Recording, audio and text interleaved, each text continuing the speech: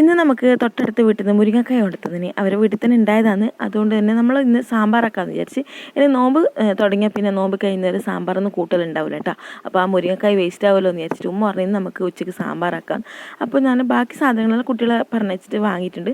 അപ്പോൾ ഞാൻ ആദ്യം പരിപ്പിലേക്ക് വെജിറ്റബിൾസ് മഞ്ഞൾപ്പൊടി ഉപ്പ് മാത്രം ഇട്ടിട്ടാണ് കേട്ടോ വേവിക്കുന്നത്.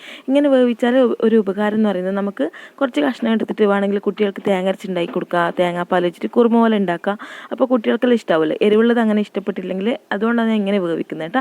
അപ്പോൾ ഞാൻ പച്ചക്കറിയെല്ലാം വെന്ത് കഴിഞ്ഞിട്ടാകുമ്പോൾ തക്കാളിയും അതുപോലെ തന്നെ വെണ്ടയ്ക്കയും മുരിങ്ങക്കായും ഇട്ട് കൊടുത്തിട്ട് അല്ലെങ്കിൽ ഉടഞ്ഞു പോകുന്നത് കൊണ്ടാണ്.